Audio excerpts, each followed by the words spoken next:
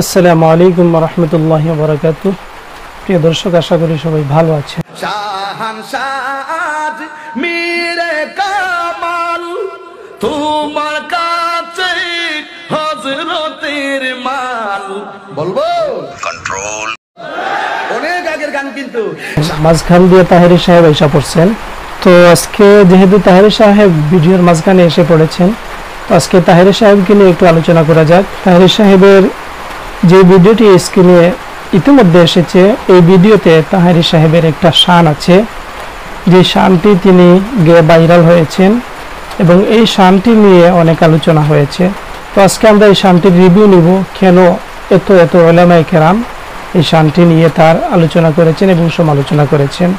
তাহেরি সাহেব, আপনি শুরু করেন। তোমার কাছে হযরতের মাল বলবো অনেক আগের গান, কিন্তু শাহেনশাহ মীরে কামাল তোমার কাছে হযরতের মাল চাইতে জানলে রই না কাঙ্গাল, চাইতে জানলে রই না কাঙ্গাল, এক নিয়তি যে জন করে কেউ ফিরে না খালি হাতে, খাজা তোমার দরবারে। হাত তুলেন। ও তাহেরি সাহেবের এই শানের মধ্যে আছে কেউ ফিরে না খালি হাতে, খাজা বাবার দরবারে। তাহেরি সাহেব, খাজা বাবার দরবারটা কি এমন এমন খাজানায় ভরপুর যে মানুষ যা চাইবে তাই সেখানে গেলে পাবে?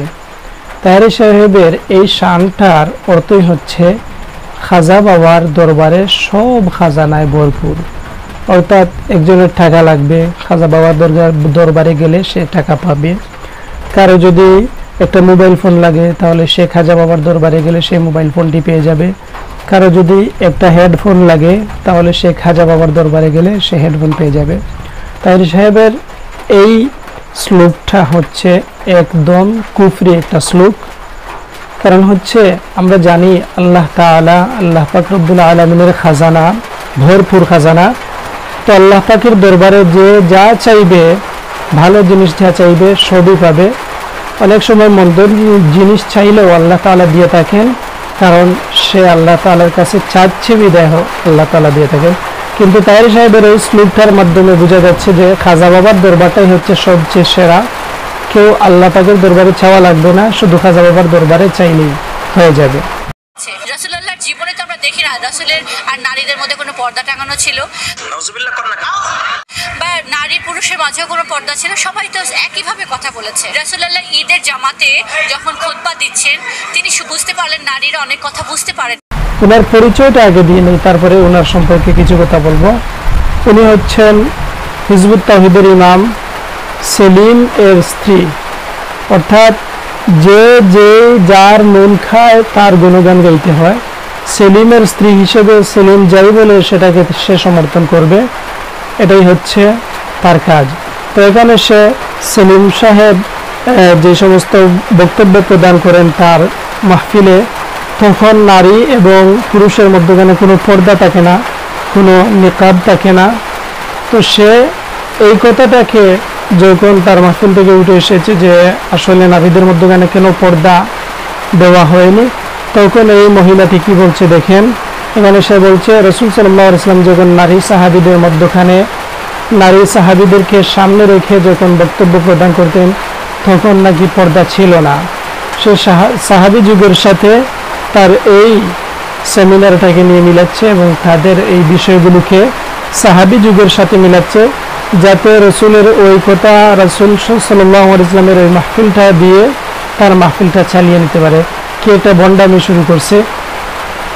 বাংলাদেশের মানুষরা আসলে এগুলো খায় না। তো আপনারা এই সমস্ত ভণ্ডামি ছেড়ে ভালো হয়ে যান, এখনো সুযোগ আছে। আল্লাহ দনরা সুলকে দিয়া গেলেন আল্লাহ গায়ের হইয়া কন্ট্রোল। আল্লাহর দনরা সুলকে দিয়া গেলেন আল্লাহ গায়েব হইয়া, নাউজুবিল্লাহ করনা। আচ্ছা, তাই বুঝি কথা। দর্শক, আপনারাই বিবেচনা করুন যে আল্লাহর দন রাসূলকে দিয়া আল্লাহ গেলেন গায়েব হইয়া, এই কথাটার অর্থটা কি? তার মানে বোঝা যাচ্ছে আল্লাহর ধন সম্পদ যা কিছু আছে সব কিছু রাসূলকে দিয়ে তিনি গায়েব হয়ে গেছেন। এটা হচ্ছে একটা কুফরি কথা। তার এই কথাটির কারণে তিনি কাফির হয়ে যাবেন, মুশরিক হয়ে যাবেন। কারণ হচ্ছে আল্লাহ তাআলা সব সময় হাজির, সব সময় নাজির। আল্লাহ তাআলা হচ্ছেন প্রজ্ঞাবান, আল্লাহ তাআলা সর্বস্রষ্টা, সর্বদ্রষ্টা, তিনি সব সময় হাজির থাকেন। তো তাহেরি সাহেবের এই কথা দ্বারা বোঝা যাচ্ছে আল্লাহ তাআলা গায়েব হয়ে গেছেন, আল্লাহ তাআলা অদৃশ্য হয়ে গেছেন, আল্লাহ তাআলা লুকিয়ে গেছেন। এই কথাটা একদম ঠিক না। রাসূলের ধন খাজা পাইয়া, রাসূলের ধন খাজা পাইয়া শুইয়া আছে আজমিরে। এর মতন ওই মুনাফিক আপনি খুললে বুঝবেন না তো, এটা তো একটা মুনাফিক। কেউ ফিরে না খালি হাতে, খাজা তোমার বলেন বলেন, কেউ ফিরে না খালি হাতে দরবারে। মারো ভাই, মুঝে মারো। কি একটা অবস্থা দেখেন, সে আল্লাহ তাআলাকে প্রথমে গায়েব করলো, তারপরে রাসূলকে গায়েব করলো, তারপরে রাসূলের ধন খাজারে দিয়ে খাজা শুয়ে আছেন আজমিরে। এখন যেই খাজার দরবারে যাবে সে আর খালি হাতে ফিরবে না। কি একটা অবস্থা ভাই, মারো মুঝে মারো ভাই। এখন যদি আপনি বাংলাদেশের যে কোনো প্রান্ত থেকে আপনি আজমির শরীফ যান, সেখানে গিয়ে বাবার দরবারে আপনি চান, যাই চাবেন তাই পাবেন। এটাই হচ্ছে তাহেরি সাহেবের কথা। এটা কোনো কথা হইলো ভাই? সমস্ত মুসলমানেরা জানে আল্লাহ তাআলার কাছে সব কিছুই চাইতে হবে। তাদের ভালো মন্দ যা কিছুই হয় সব কিছু আল্লাহ তাআলার পক্ষ থেকে হয়। আর আপনি কোনো কিছু চাওয়ার হলে আল্লাহ তাআলার কাছে চাইবেন, শেষ রাতে তাহাজ্জুদের নামাজ পড়ে চাইবেন। কিন্তু এখানে তাহেরি সাহেব ভুলভাল বক্তব্য দিয়ে কি একটা অবস্থা শুরু করছে। এই শানের কারণেই বাংলাদেশের শত শত উলামায়ে কেরাম তাহেরির বিরোধিতা করেছেন। এবং শুধু এটা নয়, তাহেরির আরও অনেক কাজ এবং কথা আছে যেগুলো আকীদা পরিপন্থী, আহলুস সুন্নাত ওয়াল জামাতের আকীদা পরিপন্থী বিষয়, সেগুলো নিয়েও তো তারা কথা বলেছেনই।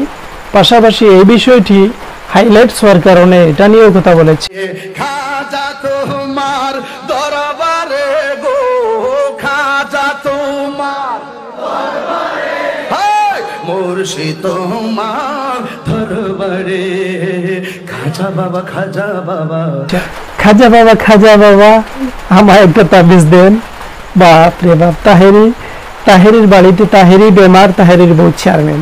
আল্লাহ নবীর গান, পীর আউলিয়ার শান, যে কয় হারাম সে তো কমি। শাহান গাইছিল খাজায় যেই দিন যেই শান শুনছে নবী ইয়াসিন ইয়াসিন। এটা একটা কথা হইল ভাই, আল্লাহ নবীর শান আর গান যে মানবে না সে কবিল হইয়া গেল। ও ইয়াসিন দিয়ে সে রসুলকে সম্বোধন করেছে। আরে বাবা, মানুষ এখন ভাত খায় না অন্য কিছু খায়, নাকি গাঁজা খায়? সব মানুষই ঠিক আছে, কিন্তু তাহেরি গাঁজা খাইল নাকি সেটা আমার বুঝে আসে না। রসুল কিভাবে শুনতে পাইবেন? খাজা যখন গান গাইছিল, শান গাইছিল, তখন রসুল কেমনে শুনতে পাইবেন? রসুল তো শোনার কথা না, কারণ রসুল হাজির নাজির না। রসুল কবরে জীবিত আছেন ঠিকই, কিন্তু মানুষের যে যেখানে যা কিছুই করবে সব কিছু রসুল দেখবেন, এটা হওয়ার কথা না। এটা শুধু একমাত্র আল্লাহ তাআলার পক্ষে সম্ভব। আল্লাহ তাআলা হচ্ছেন হাজির, সর্বদ্রষ্টা, সব জায়গায় তিনি দেখেন, সব কিছুই সর্বশ্রোতা, সব কিছুই তিনি শুনেন। কিন্তু রাসূলের শান এটা না।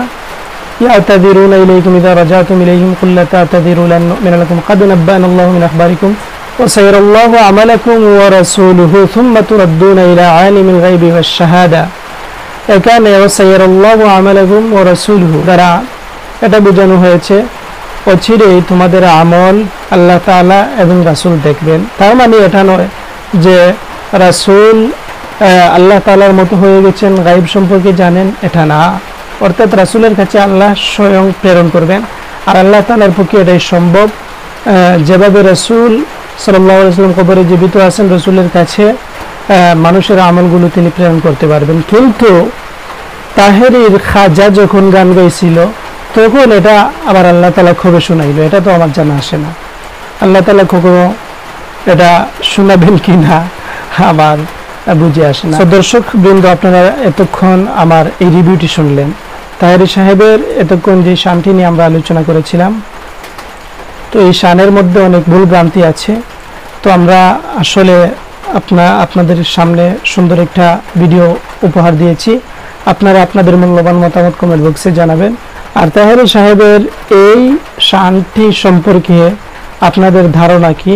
এটা কুফরি শান নাকি এটা একটা সঠিক শান, নাকি এটা একটি সঠিক গান? আপনারা আপনাদের মূল্যবান মতামত কমেন্ট বক্সে জানাবেন। ভালো থাকুন, সুস্থ থাকুন, দেখা হবে পরবর্তী কোনো ভিডিওতে। ততক্ষণ সুস্থ থাকুন।